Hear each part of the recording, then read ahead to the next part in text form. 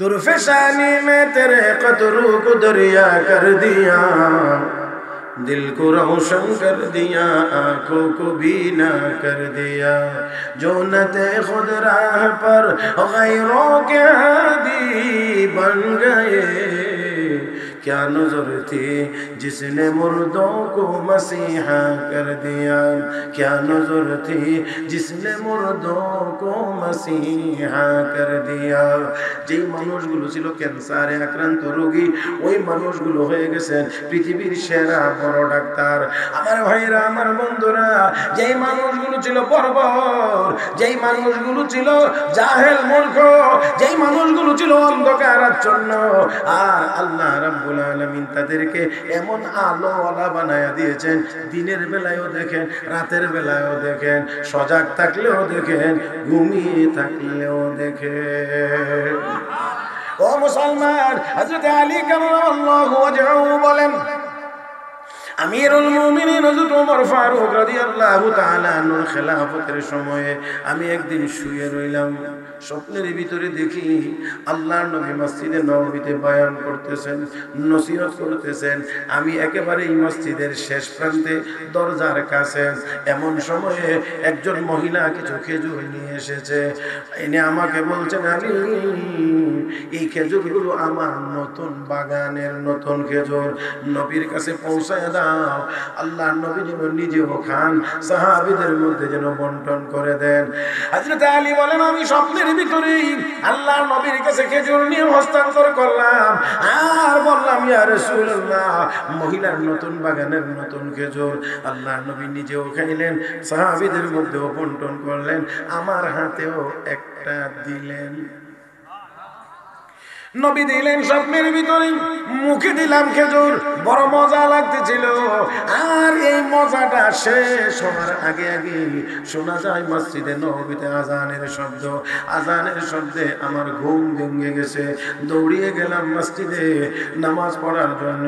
হযরত ওমর ইমামতি করলেন, নামাজ পড়াইয়া এবার হযরত ওমর মুসল্লিদের উদ্দেশ্যে বয়ানের জন্য মিম্বারে দাঁড়াইলেন। এমন সময় একজন মহিলা, আমি তখনও ছিলাম মসজিদের শেষ প্রান্তে দরজার সামনে, গেটের সামনে, এমন সময় একজন মহিলা কিছু খেজুর নিয়ে এসে বলছেন, ও আলী, আমার নতুন বাগানের নতুন খেজুর আমিরুল মুমিনিন হযরত ওমরের কাছে পৌঁছায়া দাও, বলবা উনি নিজেও যেন খান, সবার মধ্যে যেন বন্টন করে দেন। আগে ছিল স্বপ্ন, আর এখন হলো স্বপ্ন দেখছেন নবী দিচ্ছেন, আর বাস্তবে হযরত ওমরে দিচ্ছেন। হযরত ওমরের কাছে নিয়ে খেজুর হযরত আলী পৌঁছাইলেন। হযরত আলী বলেন, আমি যখন দিলাম, আল্লাহর নবীর সাহাবী হযরত ওমর নিজেও খেজুর খাইলেন, সবার মধ্যে বন্টন করে দিলেন। তবে দিতে গিয়ে আমাকে একটা খেজুর দিলেন। আমি একটা খেজুর মুখে দিলাম, নবীর দেওয়া স্বপ্নের খেজুরের মতোই মজা আমার লাগতেছিল।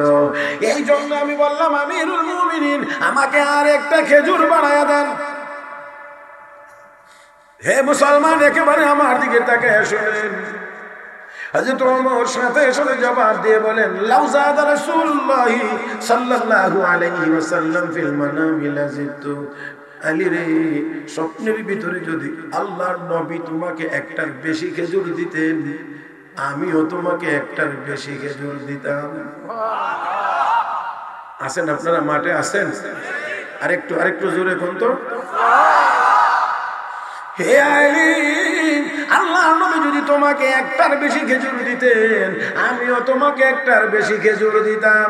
হযরত আলী বলেন, আমিরুল মুমিনিন, স্বপ্ন আমি দেখলাম, আর স্বপ্ন ভাঙলো, দৌড়াই আমি মসজিদে চলে আসলাম, কারো সামনে প্রকাশ করার সুযোগটাও আমি পাই নাই। আপনি তা কেমন করে জানতে পারলেন? হযরত ওমর ডাক দিয়ে কয়, ওয়ালাকিন্নাল মুমিনা ইযা আখলাসা দীনাহু ইয়ারা বিনূরি মারিফাতিল্লাহ। হে আলী, আল্লাহর বান্দা বান্দি যদি ঈমান মজবুত করতে পারে, তাহলে তারা আল্লাহর মারিফতের চোখ দিয়ে দেখতে পারে। ও মুসলমান, আল্লাহর মারিফতের চোখ দিয়ে দেখতে পারে, আল্লাহর মারিফতের কদম দিয়ে চলতে পারে। হাফেজ জালালউদ্দিন সুয়ুতী রাহমাতুল্লাহি আলাইহি তাফসীরে জালালাইন শরীফের একটা লেখক, যোহরের নামাজের পরে খাওয়া দাওয়া শেষে একটু আরাম করেন, কাইলুলা করেন, আর ওই কাইলুলার সময় ওনার খাদেম, বিশেষ খাদেমকে ডাক দিয়েছেন, তার নাম মুহাম্মদ ইবনে আলী হাব্বাল। ডাক দিয়ে করে, মুহাম্মদ তোর কি মনে চায় এই মুহূর্তে গিয়ে কাবা শরীফের সামনে দাঁড়ায় নামাজ পড়তে? জি হযরত, অবশ্যই মনে চান। তাহলে ওযু করে রেডি হন।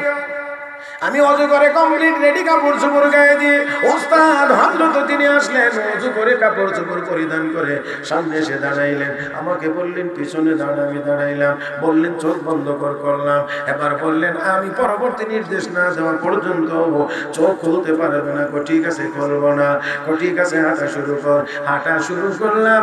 মুহাম্মদ ইবনে আলী হাব্বাক বলেন মাত্র 14টা কদম দিলাম, 14টা কদম। 14টা কদম দেওয়ার পরে উস্তাদ বলতেছেন চোখ খোল। চোখ খুললাম, দেখতে পাইলাম উস্তাদ শাগরেদ দুজন বাইতুল্লাহর সামনে হাজির হয়ে গেছি। আমার ভাইরা, আমার বন্ধুরা, আওয়াজ করে বলবেন, আওয়াজ করে বলবেন, এটা কোরআন, কোরআনই ইলমের বরকতার পাওয়ার। এত আস্তে না, আরেকটু জোরে। ও মুসলমান, কোরআন আমাদের ভিতরে থাকবে তো সিনা মজবুত থাকবে, শক্তিশালী থাকবে, পাওয়ারফুল থাকবে। দুনিয়ার কেউ এই সিনা ওয়ালার সামনে দাঁড়াতে পারে না, পারবে না। আমার ভাইরা, কোরআন কার কালাম? মোহাব্বতের সাথে বলেন কার কালাম? ও মুসলমান, তাই আসুন আমি একটা আয়াত তিলাওয়াত করেছি। রব্বে করিম বলেন ইন্না নাহনু নাযালনা যিকরা ওয়া ইন্না লাহু লাহাফিজুন। কোরআন নাযিল করেছি আমি আল্লাহ, হেফাজত করব আমি আল্লাহ। বলেন দেখি, আমার আল্লাহ যদি হেফাজত করেন, আমার আল্লাহর হেফাজতের ভিতরে কেউ কাউকে কোনো কিছু করতে পারে না। আর আল্লাহ যদি হেফাজত না করেন, তাহলে ওই ব্যক্তি যতই চেষ্টা করুক নিজেকে বাঁচাইতে পারবে। ও আবু বকর, তোমার দরজায় গিয়েছিলাম, গিয়ে শুনি আস্তে আস্তে তেলাওয়াত করতে আসো। ওমর, তোমার বাড়িতে গিয়েছিলাম, শুনতে পেয়েছি তুমি জোরে জোরে কোরআন তেলাওয়াত করো। আবু বকর, তুমি এত আস্তে কেন? ওমর, তুমি এত জোরে কেন? হযরত আবু বকর বলেন, ইয়া রাসূলুল্লাহ, আমি যে আল্লাহকে শোনাইতে চাই সেই আল্লাহ তো আস্তে বললেও শোনেন। অপর দিক থেকে আমার ইবাদতের দ্বারা যেন আরেকজন মানুষের ঘুম না ভাঙে, কষ্ট যেন না হয়, এই জন্যে আমি আস্তে আস্তে তেলাওয়াত করি। ওমর, তুমি কেন জোরে জোরে? ইয়া রাসূলুল্লাহ, আমি কি একলাই ইবাদত করব? না না না, এই জন্য জোরে জোরে তেলাওয়াত করি, যাতে করে আমার তেলাওয়াতের আওয়াজে ঘুম ভাঙে, অন্যান্য আল্লাহর বান্দা বান্দিরাও যেন তাহাজ্জুদের নামাজ পড়তে পারে। বলেন দেখি, এই ওমর তো এক সময় বড় হিংস্র ছিলেন। কথা বুঝাইতে পারছি না? আমার ভাইয়েরা, মক্কার বড় সন্ত্রাসী ছিলেন। হযরত ওমরের নাম শোনাইয়া মহিলারা বাচ্চাদেরকে ঘুম পাড়াইতো, কান্না যদি না থামতো কইতো চুপ কর, ওমর আইতেছে।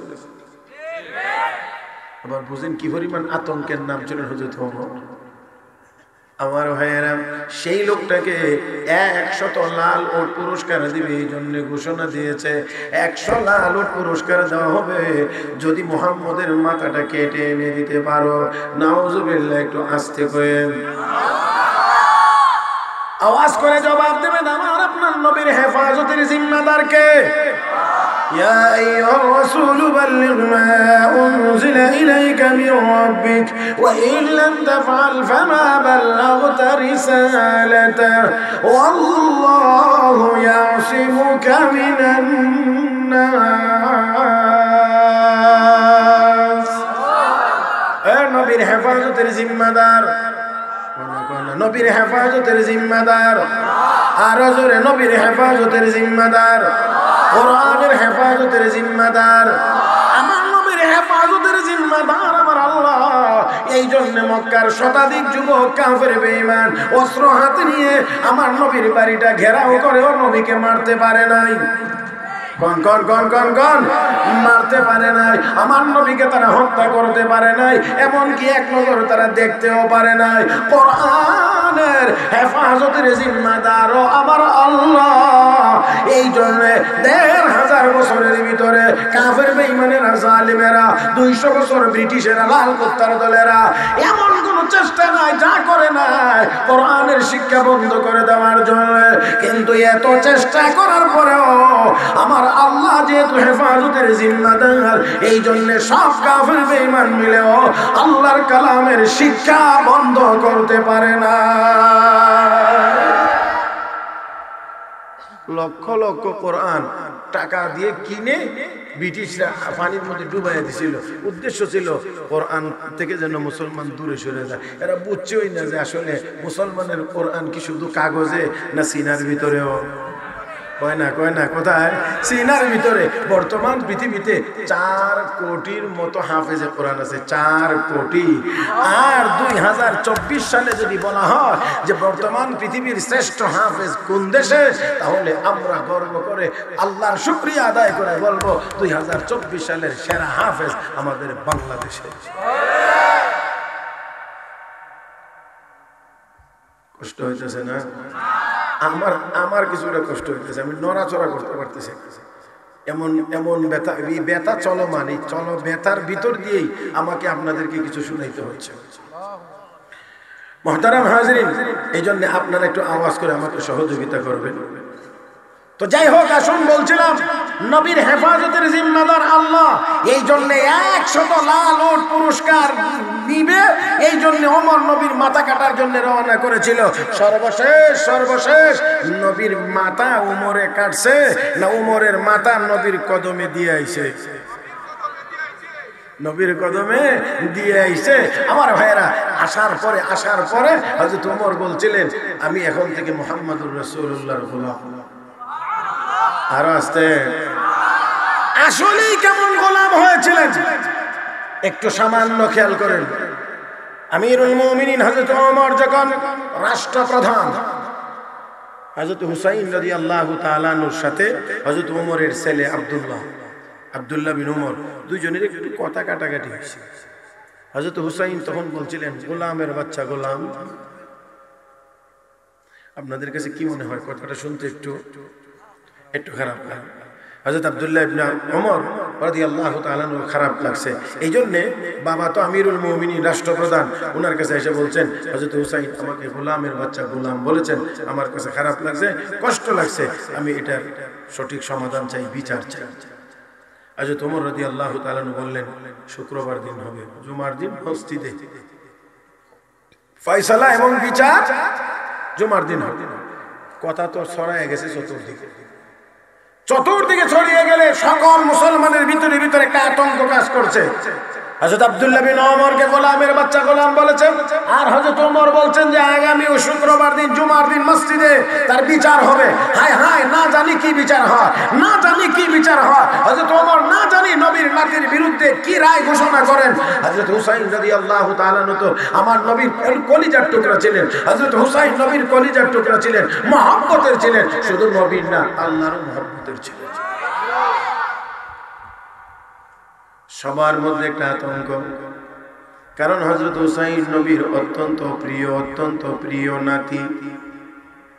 জুমার দিন চলে এসেছে, সবার মধ্যে একটা উৎকণ্ঠা কাজ করতে আছে। হায় না জানি কি হয়। হযরত ওমর ফারুক রাদিয়াল্লাহু তাআলা আনহু মসজিদে নববীতে গিয়ে বললেন, আব্দুল্লাহ আসো।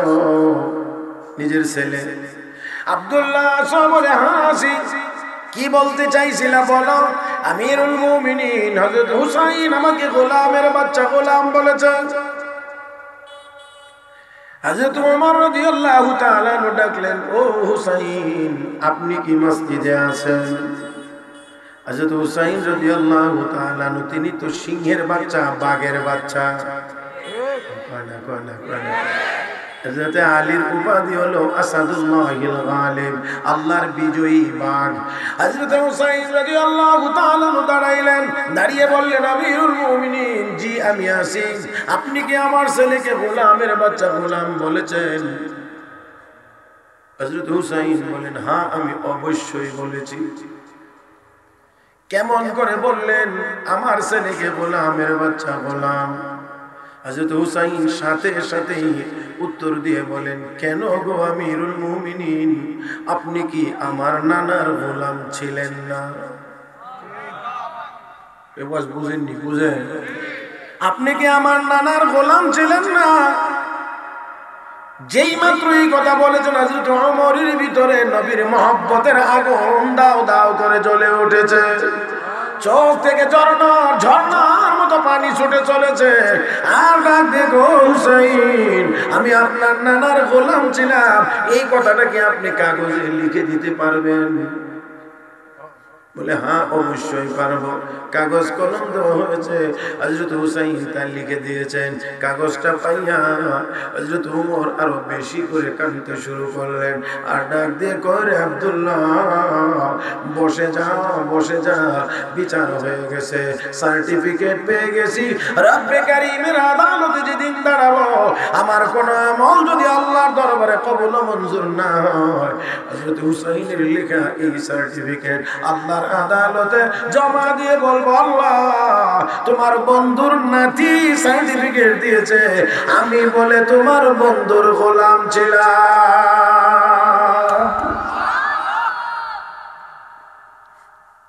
আমার কোন আমল যদি আল্লাহর দরবারে কবুল মঞ্জুর না হয়, এই সার্টিফিকেটটা আমি আল্লাহর সামনে পেশ করব। ও মুসলমান, বলেন দিকে আওয়াজ করে, হযরত ওমর নবীর মাথা এনেছেন না নিজের মাথা দিয়েছেন? ও মুসলমান, এমনই দেওয়া দিয়েছেন, এমনই দেওয়া দিয়েছেন। আমার নবীর ব্যাপারে কেউ কোনো আজে বাজে কথা বলবে, মন্তব্য করবে, এমন কোনো কথা, এমন কোনো জিনিস হযরত ওমরের সামনে অন্তত পক্ষে সম্ভব ছিল না। হযরত ওমরের পক্ষে সামনে সম্ভব ছিল না। আমার ভাইয়েরা, হযরত ওমর মোটেও মেনে নিতে পারতেন না আমার নবীর ব্যাপারে কেউ কিছু বলবে, কোন কাফের বেঈমান কিছু বলবে। হযরত ওমর মোটেও মেনে নিতে পারেন না। আমরা তো হযরত ওমরের উত্তরসূরি, যেই বাংলার জমিনে 18 কোটি মুসলমান, 5 লাখের মতো মসজিদ, হাজার হাজার মাদ্রাসা, 360 আউলিয়ার পূর্ণভূমি, লক্ষ লক্ষ উলামায়ে কেরাম, আমরা এই বাংলার পবিত্র জমিনে বসে বসে কোন কোলাঙ্গারকে আমার নবীর বিরুদ্ধে এক লাইন লেখার সুযোগ আর দেওয়া হবে না। আমার ভাইরা, আমার বন্ধুরা, আসল যেই কথা আমার বলার উদ্দেশ্য ছিল, যেই কথা বলতে চাইছিলাম, আমার নবীর হেফাজতের জিম্মাদার কে ছিলেন? কোরআনের হেফাজতের জিম্মাদার কে? আল্লাহ। আমার ভাইয়েরা, এই কোরআন যতদিন পর্যন্ত মক্কার মানুষদের সিনার ভিতরে ঢুকে নাই, ততদিন পর্যন্ত তারা শিক্ষিত হওয়ার পরেও ছিল চোর, শিক্ষিত হওয়ার পরেও ছিল ডাকাত, শিক্ষিত হওয়ার পরেও ছিল বড় সন্ত্রাসী, শিক্ষিত হওয়ার পরেও ছিল তারা বর্বর। জোরে কান, জোরে কান। আমার ভাইয়েরা, আপনার আমার পকেটে যেমন এখন সবার পকেটে পকেটে মোবাইল থাকে, তখন আরবের মানুষের সকলের পকেটে পকেটে তরবারি থাকতো, সবার হাতে তরবারি থাকতো। উটের সিরিয়াল কে আগে পানি পান করাবে, এই সিরিয়াল নিয়ে ঝগড়া লাগছে। এই ঝগড়া চলছে 30 বছর, 40 বছর। বাবা মারা গেছে, ছেলেকে ওসিয়ত করে গেছে, আমি অমুকের সাথে ঝগড়া লাগছিলাম, এটা এখনো শেষ হয়েছে না, তুই বাকিটা চালায় যাইস। কি ভালো মানুষ, কথা কয় না রে, কথা কয় না। কি ভালো মানুষ। বাবা মারা যায়, ছেলেকে কয় আমি অমুকের সাথে লাগছিলাম, এটা তুই বাদ দিস না। 40 বছর চলছে এই ঝগড়া। এবার চিন্তা করা যায়, আর রহমতের নবী, বিশ্ব নবী, রাহমাতুল লিল আলামিন নবী মুহাম্মদুর রাসূলুল্লাহ সাল্লাল্লাহু আলাইহি ওয়াসাল্লাম সেই মানুষগুলোকে কোরআন শিখায়া কি মানুষ বানায়া দিয়েছেন। হযরত হুযায়ফা ইবনুল ইয়ামান রাদিয়াল্লাহু তাআলা আনহু বলেন, যুদ্ধের ময়দানে আমার ভাই গুরুতর আহত হইয়া এক পর্যায়ে বললেন, আসো কি কেউ একটু পানি পান করাইতে পারো? আমি বড় কষ্ট করে 1 গ্লাস পানি সংগ্রহ করে ভাইয়ের কাছে নিয়ে গেলাম। পানিটা পান করবে বড় আশা, আর এমন সময় আরেকটু দূর থেকে আওয়াজ এসেছে, আসো কোনো মানুষ জীবনের এই শেষ মুহূর্তে একটু পানি পান করাইবা। আমার ভাই আর পানি পান করলেন না, ধাক্কা দিয়ে সরায় বলেন, হুযায়ফা মনে হয় আমার চেয়ে আমার ওই ভাইয়ের কষ্ট বেশি হইতেছে, যাও সেখানে। হযরত হুযায়ফা বলেন, আমি ওইখানে দৌড় দিয়ে গেলাম। ওইখানে যাওয়ার পরে তিনিও পানি পাইয়া বড় খুশি হয়েছে, একেবারেই মুখের কাছে নিয়ে গেছে। এমন সময়ে শোনা যায় আরেকটা করুণ আওয়াজ, জীবনটা বের হয়ে যাচ্ছে, আর বেঁচে থাকার আশা নাই। এমন একটি মুহূর্তে কেউ কি পারবে একটু ঠুটে পানি দিতে? এই আওয়াজ শুনে আল্লাহর বান্দা উনিও বললেন, হুযায়ফা আমার মনে হয় আমার চাইতে আমার ওই ভাই বেশি কষ্ট করতে আছে, পানিটা আমি পান করব না, ওই ভাইয়ের কাছে নিয়ে যাও। হযরত হুযায়ফা বলেন, এখন আমি তৃতীয় নাম্বার সৈনিকের কাছে পানি নিয়ে রওনা করলাম। যাওয়ার আগে গিয়ে দেখি উনি শাহাদাত বরণ করেছে। পানি পান করতে পারেন নাই, কষ্ট হয়েছে মনে। আসলাম ঘুরে দ্বিতীয় জনের কাছে, এসে দেখি উনিও শাহাদাত বরণ করেছেন। দুইজন শহীদ, মনটা বড় ব্যথা। এবার দৌড় দিলাম যে আমার ভাইয়ের কাছে যাই, যিনি প্রথমে পানি পান করতে চাইছিলেন। আসার পরে দেখতে পাইলাম আমার ভাইও শাহাদাত বরণ করে আল্লাহর জান্নাতের মেহমান হয়ে গেছে। আমার ভাইয়েরা বন্ধুরা, এক গ্লাস পানি তিনজন মানুষের হাতে গেল, একজনেও পান করতে পারে নাই, শুধুমাত্র এই কারণে আমার চেয়ে মনে হয় আমার ভাই বেশি কষ্ট করতে আছে, আমার ভাই বেশি কষ্ট করতে আছে। হে মুসলমান, আমাদের মধ্যে যদি এই দরদ আর এই মায়া আর এই মমতা এখন যদি আমাদের মধ্যে সৃষ্টি হইতো, পৃথিবীতে 200 কোটি মুসলমান আমরা শাহজালাল মুজাররদি আমানির আল্লাহু আকবার আওয়াজে যদি গোবিন্দের দালান ভাঙতে পারে, আমরা 200 কোটি মুসলমান এমনই যদি ঐক্যবদ্ধ হয়ে আরেকবার আল্লাহু আকবার বলতে পারতাম, আমার বিশ্বাস হয় জারজ রাষ্ট্র ইসরায়েলের নাম নিশানা পৃথিবীর মানচিত্রে থাকতে পারে না।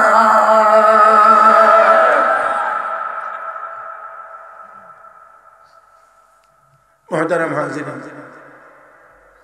আসুন, আমার নবী তাদেরকে কি পড়াইছিলেন? ভুলে গেছেন নাকি?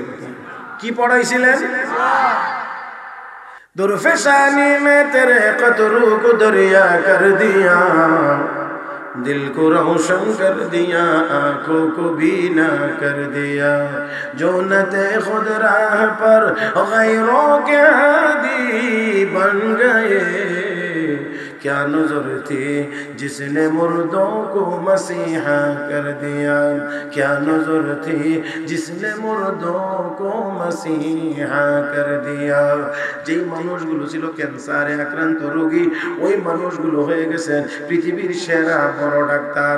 আমার ভাইরা, আমার বন্ধুরা, যেই মানুষগুলো ছিল বর্বর, যেই মানুষগুলো ছিল জাহেল মূর্খ, যেই মানুষগুলো ছিল অন্ধকারাচ্ছন্ন, আর আল্লাহ রাব্বুল আলামিন তাদেরকে এমন আলোওয়ালা বানায়া দিয়েছেন, দিনের বেলায়ও দেখেন, রাতের বেলায়ও দেখেন, সজাগ থাকলেও দেখেন, ঘুমিয়ে থাকলেও দেখেন।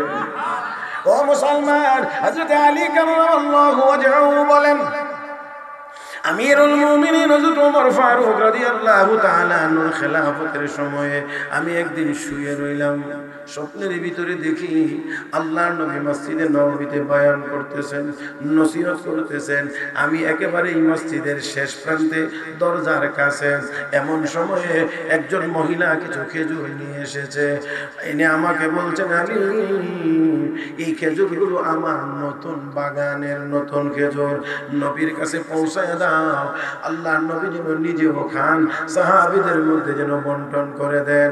হযরত আলী বলেন, আমি স্বপ্নের ভিতরেই আল্লাহ নবীর কাছে খেজুর নিয়ে হস্তান্তর করলাম আর বললাম, ইয়া রাসূলুল্লাহ, মহিলার নতুন বাগানের নতুন খেজুর। আল্লাহ নবী নিজেও খাইলেন, সাহাবীদের মধ্যেও বন্টন করলেন, আমার হাতেও একটা দিলেন। নবী দিলেন স্বপ্নের ভিতরে, মুখে দিলাম খেজুর, বড় মজা লাগতেছিল। আর এই মজাটা শেষ হওয়ার আগে আগে শোনা যায় মসজিদে নববীতে আজানের শব্দ। আজানের শব্দে আমার ঘুম ভেঙে গেছে। দৌড়িয়ে গেলাম মসজিদে নামাজ পড়ার জন্য। হযরত ওমর ইমামতি করলেন। নামাজ পড়াইয়া এবার হযরত ওমর মুসল্লিদের উদ্দেশ্যে বয়ানের জন্য মিম্বারে দাঁড়াইলেন। এমন সময় একজন মহিলা, আমি তখনও ছিলাম মসজিদের শেষ প্রান্তে দরজার সামনে, গেটের সামনে।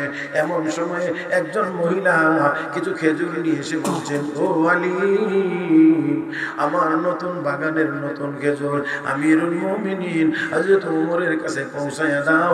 বলবা উনি নিজেও যেন খান, সবার মধ্যে যেন বন্টন করে দেন। আগে ছিল স্বপ্ন, আর এখন হলো স্বপ্ন দেখছেন নবী দিচ্ছেন, আর বাস্তবে হযরত ওমরে দিচ্ছেন। হযরত ওমরের কাছে নিয়ে খেজুর হযরত আলী পৌঁছাইলেন। হযরত আলী বলেন, আমি যখন দিলাম, আল্লাহর নবীর সাহাবী হযরত ওমর নিজেও খেজুর খাইলেন, সবার মধ্যে বন্টন করে দিলেন। তবে দিতে গিয়ে আমাকে একটা খেজুর দিলেন। আমি একটা খেজুর মুখে দিলাম, নবীর দেওয়া স্বপ্নের খেজুরের মতোই মজা আমার লাগতেছিল। এই জন্য আমি বললাম, আমিরুল মুমিনিন আমাকে আর একটা খেজুর বানায়া দেন। হে মুসলমান, একেবারে আমার দিকে তাকায় শুনেন। হযরত ওমর সাথে সাথে জবাব দিয়ে বলেন, লাউ যাদা রাসূলুল্লাহ সাল্লাল্লাহু আলাইহি ওয়াসাল্লাম ফিল মানামি লাযিদতু। আলী রে, স্বপ্নের ভিতরে যদি আল্লাহর নবী তোমাকে একটার বেশি খেজুর দিতেন, আমিও তোমাকে একটার বেশি খেজুর দিতাম। আছেন আপনারা মাঠে আছেন? আরেকটু জোরে কোন তো।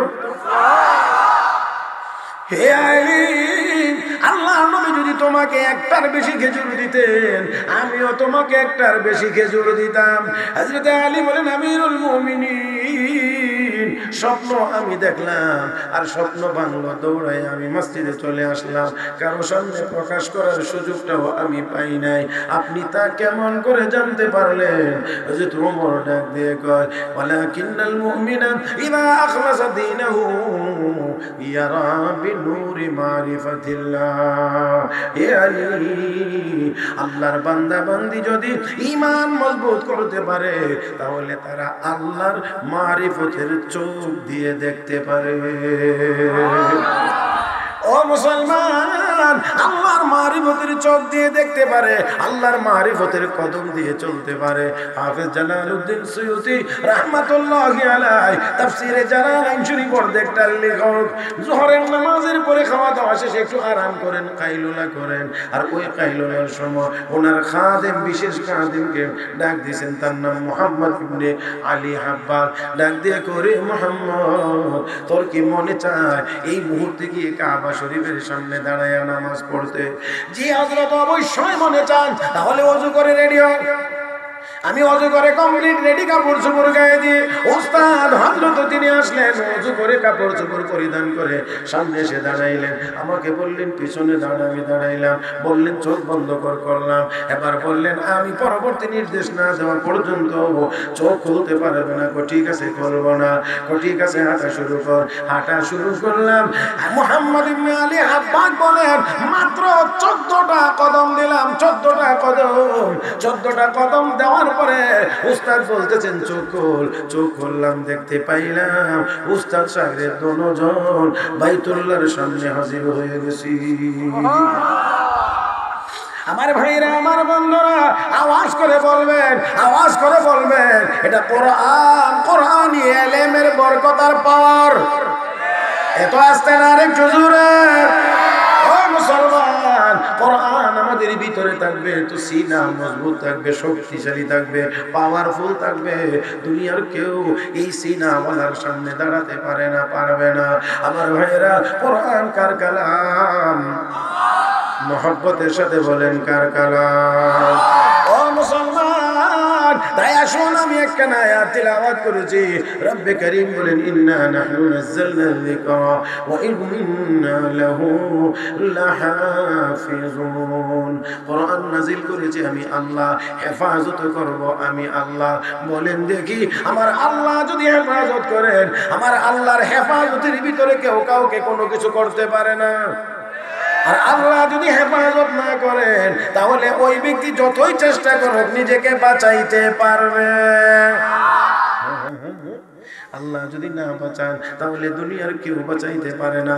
আল্লাহ যদি বাঁচান, মুসা আলাইহিস সালামের ঘাড়ের উপরে, গর্দানের উপরে হত্যার তরবারি গিয়েছে 9 বার। তরবারি হযরত মুসা আলাইহিস সালামের ঘাড়ের উপরে উঠছে 9 বার। হত্যার তরবারি 9 বার উঠেছে। আমার আল্লাহ 9 বারেই এই হত্যার তরবারি সরায়া মুসা আলাইহিস সালামকে হেফাজত করেছে। আর কেনান নূহ আলাইহিস সালামের ছেলে পয়গম্বর কো ইয়া বুনাইয়া কামানা ওয়ালা তাকুম মাল কাফিরিন, হে আমার আদরের সন্তান কালেমা পড়ে উঠ। আব্বা কি যে কো সাআউই ইলা জাবালি ইয়াসিমুনি মিনাল মা, আব্বা ওই টিলার উপরে উঠবো, পাহাড়ের উপরে উঠবো, এখানে আর কোনো পানি টানি যাবে না, এত উঁচাই পানি যাবে না। হযরত নূহ আলাইহিস সালাম বলেন লা আসিমাল ইয়াউমা মিন আমরিল্লাহি ইল্লা মান রাহিম। দেখরে ছেলে, আল্লাহর দয়া ছাড়া আজকের এই বিপদ থেকে বাঁচার কোনো ক্ষমতা কারো নাই। বাবা আর ছেলে দুইজনে কথাবার্তা বলতেছিল, এর ভিতরে ওয়াহিলা বাইনাহুমাল মাউজু ফাকানা মিনাল মুগরাকিন। কথাবার্তা বলার ভিতরেই ঢেউ এমন জোরে এসে বাড়ি মারছে। পয়গম্বর আর ছেলেকে দেখে না, ছেলে আর বাবাকে দেখে না, নাকে দিয়ে মুখে দিয়ে পানি ঢুকতে শুরু করেছে। আল্লাহর পয়গম্বর বললাম, ও আল্লাহ তুমি ওয়াদা করেছিলে আমার পরিবারকে তুমি হেফাজত করবা। আল্লাহ আমার ছেলে তো আমার পরিবারের লোক। আল্লাহর পক্ষ থেকে আওয়াজ এসেছে ইন্নাহু লাইসা মিন আহলিক, এটা তোমার পরিবারের লোক না। ইন্নাহু আমালুন গায়রু সালিহ, তার আমল ভালো না, তার আমল ভালো না। আমার ভাইয়েরা তাহলে বুঝতে হবে পয়গম্বরের পরিবারের সদস্য রক্ত দিয়ে হয় না, রক্তের মাধ্যমে হয় না, ব্লাড কানেকশনের মাধ্যমে হয় না, এটা হয় ঈমানের মাধ্যমে। এই জন্য আসলে আমি বলছি ফিলিস্তিনে যারা মারা যায় মুসলমান হওয়ার কারণে তারা আমার পরিবারের সদস্য। এত আসতে বললে হবে না, আরো জোরে। লেবাননে যে মুসলমান মারা যায় মুসলমান কালেমাওয়ালা হওয়ার কারণে তারা আমার পরিবারের সদস্য। আর যদি আমার ঘরের ভিতরে আমার আপন ভাই এমনকি আমার আব্বা যদি নবীর বিরুদ্ধে কথা বলে তাহলে ওই কথা আমি কোনোভাবেই মেনে নিতে পারবো না। মুসলমানের পরিবার হয় ইমানের ভিত্তিতে। কিসের ভিত্তিতে? ইমানের ভিত্তিতে, ইমানের ভিত্তিতে, ইমানের ভিত্তিতে। মুহতারাম হাজিরিন, দেখেন না আমার বাড়ি কোথায়, আপনাদের বাড়ি কোথায়, কিন্তু আসলে এত আদর এত মহব্বত কি কারণে, কি নিসবতে? নিসবত আমাদের সেটা, এটা হলো ইমানের নিসবত। কথা ঠিক না? এটা ইমানি সম্পর্ক, ইমানি সম্পর্ক। আল্লাহ আমাদেরকে বোঝার তৌফিক দান করেন। তো বলছিলাম আল্লাহ রাব্বুল আলামিন বলেন ইন্না নাহনু নাযালনা যিকরা ওয়া ইন্না লাহু লাহাফিজুন। এই উপদেশ বাণী তথা কোরআন আমি আল্লাহ নাযিল করেছি, হেফাজত করব আমি। বলেন না, বলেন না, বলেন না, কে হেফাজত করবেন? আমার ভাইয়েরা, দুইটা কথা আমি খুব লম্বা করে বলতে পারবো না, তবে সংক্ষিপ্ত আকারে দুইটা কথাই শুধু আপনাদের খেদমতে আরজ করতে চাই। সেই দুইটা কথা হলো কোরআনের সাথে কোনো কম দামি জিনিসের সম্পর্ক নাই। ভালো করে সময় শেষ প্রান্তে আমি একেবারেই দুইটা কথা খেয়াল রাখতে হবে। কোরআনের সাথে কোনো কম দামি জিনিসের সম্পর্ক নাই। যদি কোরআনের সাথে কোনো কম দামি জিনিসের সম্পর্ক হয়ে যায়, কোরআনের বরকতে ওই কম দামিটা আর কম দামি থাকে না, এটাও দামি হয়ে যায়। কোন কথা? দুই কথা। আমার ভাইয়েরা, কোরআনের সাথে কোনো কম দামি জিনিসের সম্পর্ক নাই। প্রথম নাম্বার, কোরআন কার কালাম? আর জোরে কার কালাম? মহান, আল্লাহর কালাম মহান। আমার ভাইরা, আল্লাহর সাথে কোনো দিক থেকে যেমন তুলনা চলে না, আল্লাহর কালামের সাথেও দুনিয়ার কোনো গ্রন্থের তুলনা চলে। কত দিক আমি আপনাদেরকে দেখাইব। দেখেন, একটু চিন্তা করেন, আপনি যদি দুনিয়াতে যত কিতাব যত বই পুস্তক দেখেন, তাহলে খুঁজে পাবেন এটা কখন থেকে কবে লেখা হয়েছে, কত সনে। কিন্তু আল্লাহর কালাম কখন থেকে, এটার কোনো সন তারিখ বলা যাবে না, সন তারিখ বলা যাবে না। তার কারণ আল্লাহ যখন থেকে, আল্লাহর কালাম তখন থেকে। আবার আল্লাহ যতদিন, আল্লাহর কালাম ততদিন। তাহলে আবার ভাইরা, অতীত এমন কোন অতীত নাই যখন আল্লাহ ছিলেন না, এমন কোন ভবিষ্যৎ হবে না যখন আল্লাহ থাকবেন না। তাহলে অবশ্যই এই দিক থেকে কোরআনের সমকক্ষ আর কিছুই হতে পারে না। ও মুসলমান, যদি দেখেন মজা আর স্বাদ, মজা আর স্বাদের দিক থেকে আল্লাহর কোরআনের সাথে মোকাবেলা করার মতো কোনো কিতাব দুনিয়াতে নাই। আপনারা যদি দেখেন বিশুদ্ধতার দিক থেকে কোন কিতাবটা বেশি বিশুদ্ধ, আল্লাহর কোরআনের সামনে দুনিয়ার কোনো কিতাব দাঁড়াইতে পারবে না, কোনো বই দাঁড়াইতে পারবে না। ও মুসলমান, যদি দেখেন এই কিতাবটি কতজনে মুখস্থ করেছে, হাফেজ আছে এই গ্রন্থটির কতজন, তাহলে আল্লাহর কোরআনের সামনে কেউ দাঁড়াইতে পারবে না। বর্তমান পৃথিবীতে 4 কোটি হাফেজে কোরআন রয়েছে। আমার বন্ধুরা, যদি দেখেন অ্যাকশন বা পাওয়ার, তাহলেও দেখবেন কোরআনের সাথে অন্য কোনো ধর্মগ্রন্থের পাওয়ার মিলবে না। জোরে কান, জোরে কান। আমার ভাইরা, আমার বন্ধুরা, কোরআনের পাওয়ার, কোরআনের অ্যাকশন বড় বড় বড় পাওয়ারফুল অ্যাকশন। ভাইরা, তদানীন্তন মিশরের প্রেসিডেন্ট জামাল আব্দুল নাসের রাশিয়া সফরে গিয়েছিলেন, সাথে করে নিয়ে গেছিলেন মরহুম কারি আব্দুল বাসেতকে। তখন রাশিয়ার প্রেসিডেন্ট মিখাইল গর্বাচেভ তিনি বললেন, ও প্রেসিডেন্ট সাহেব, আমার কারি সাহেব একটু অনুষ্ঠানের শুরুতে কোরআন তেলাওয়াত করবেন। মরহুম কারি আব্দুল বাসেত কোরআনের তেলাওয়াত যখন শুরু করলেন, তেলাওয়াত মনোযোগ সহকারে সবাই শুনতেছিল। তেলাওয়াত যখন শেষ হয়েছে, মিখাইল গর্বাচেভ দেখো, ও মিশরের প্রেসিডেন্ট, কি পড়ছে কি বলছে বুঝি নাই, কিন্তু এতটুকু বুঝেছি, এই তেলাওয়াতের ভিতরে সাংঘাতিক রকমের অ্যাকশন আছে, আমার চোখ দিয়ে পর্যন্ত পানি বের হয়ে গেছে। আমার ভাইয়েরা, তাহলে এই অ্যাকশনের দিক থেকেও কোরআনের মোকাবেলা করার কোনো কিতাব বলেন না, বলেন না, নাই নাই নাই নাই নাই। ও মুসলমান, দুনিয়ার কোন কিতাব পড়ার দ্বারা, কোন বই পুস্তকের দ্বারা কারো ধর্মান্তরিত হওয়ার, এই ধর্ম থেকে করে ওই ধর্মে যাওয়ার সম্ভাবনা একেবারেই নাই বললেই চলে। ও মুসলমান, দুনিয়ার অন্যান্য যত বই পুস্তক আছে, কিন্তু আল্লাহর কালাম পবিত্র কোরআনের তিলাওয়াত শুনে অসংখ্য অগণিত কাফের বেঈমান কালেমা পড়ে মুসলমান হয়ে গেছে। অসংখ্য অগণিত কাফের বেঈমান কালেমা পড়ে মুসলমান হয়ে গেছে, আজও এই ধারা অব্যাহত আছে। তাই আসুন বলছি মুসলমান, আমরা যদি সবাই কোরআনের তেলাওয়াত করতে পারতাম, ঘরের ভিতরে যদি তেলাওয়াতের পরিবেশ কায়েম করতে পারতাম, আমরা যদি মুসলমান কোরআনের তেলাওয়াত সন্তানদেরকে শিখাইতে পারতাম, প্রত্যেকটা মুসলমান যদি কোরআনের তেলাওয়াত জানতো, কোরআন অনুযায়ী যদি আমল করতো, দুনিয়ার কাফের বেঈমানদেরকে আমাদের কিছুই বলার দরকার হইতো না। শুধু কোরআনের তেলাওয়াত শুনে শুনেই তারা মুসলমান হয়ে যেত। ফকিহুল রাসূল খাতিমুল মুহাদ্দিসিন হযরত আকদাস হযরত মাওলানা মুহাম্মদ আনোয়ার শেখ কাশ্মীরি রাহমাতুল্লাহি আলাইহি, ও মুসলমান, রেল স্টেশনে দাঁড়িয়ে আছে, সামান্য আলো, কিছু অন্ধকার কিছু আলো। হযরত মাওলানা আনোয়ার শেখ কাশ্মীরি রাহমাতুল্লাহি আলাইহি দাঁড়িয়ে আছেন।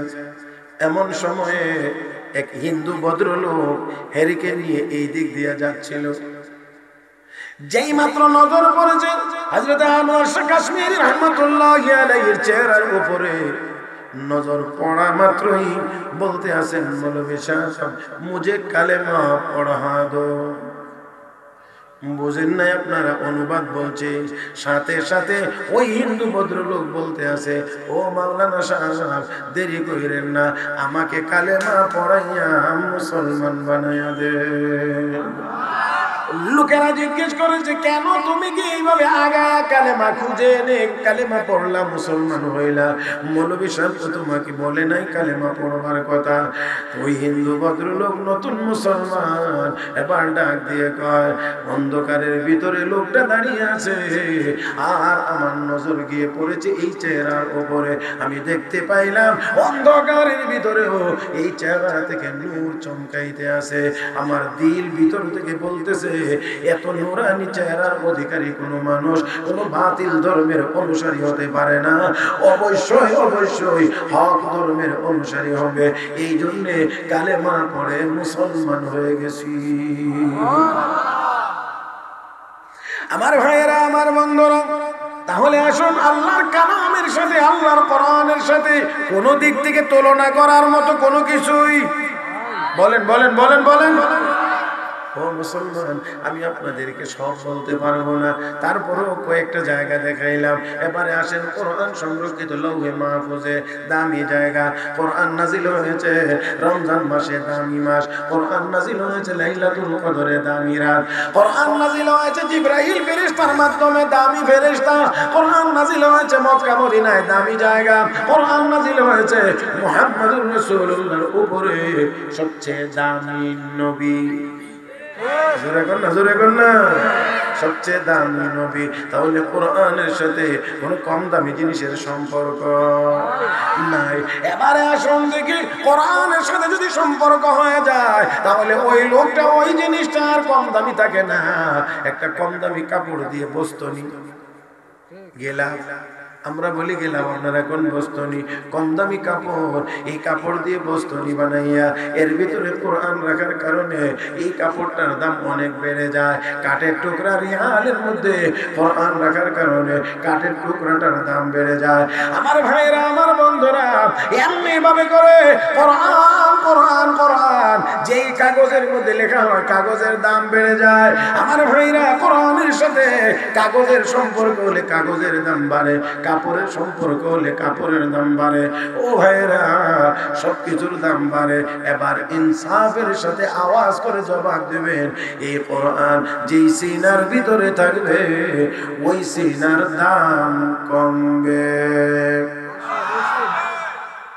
তাহলে জবানটা খুলেন, আমি আবারও বলছি, যেই সিনার ভিতরে আল্লাহর কোরআন থাকবে ওই সিনার দাম কমবে না বাড়বে? আমার ভাইয়েরা, কেউ দাম দেখ আর না দেখ, কারো বুঝে আসো কারো নাই আসো, বিশ্ব নবী বলেছেন, খায়রুকুম মান তাআল্লামাল কুরআনা ওয়া আল্লামা। তোমাদের মধ্যে ওই লোকটাই দামি, ওই লোকটা উত্তম যে কোরআন শিখে এবং কোরআন শেখায়। আমার ভাইয়েরা, এই জন্য আসুন, এই মাদ্রাসা এখানে প্রতিষ্ঠিত হয়েছে, আলহামদুলিল্লাহ। এখানে কোরআন শিক্ষা দেওয়া হয়, কোরআনের তিলাওয়াত হয়, মাসআলা মাসাইল পড়ানো হয়। এখানে আল্লাহর রহমত নাজিল হইতে থাকে, আল্লাহর রহমত নাজিল হইতে থাকে, আল্লাহর রহমত নাজিল হইতে থাকে। পক্ষান্তরে গান বাজনা যেখানে হয় ওইখানে কিন্তু রহমত থাকে না, সেখানে শুধু গুনাহ আর গুনার কারণে, গান বাজনার কারণে আল্লাহর পক্ষ থেকে আযাব আর গজব নাজিল হয়। হে মুসলমান, আজ মুসলমানেরা কোরআনের তেলাওয়াত বাদ দিয়ে গানের অনুষ্ঠান, গানের যন্ত্রপাতি, গানের আয়োজন করেছে ঘরের ভিতরে। কোরআনের তেলাওয়াতের জায়গা গান দখল করে নিয়েছে। এই জন্য দেখা যায় আজ মুসলমান সারা পৃথিবীতে লাঞ্ছিত আর অপমানিত হচ্ছে।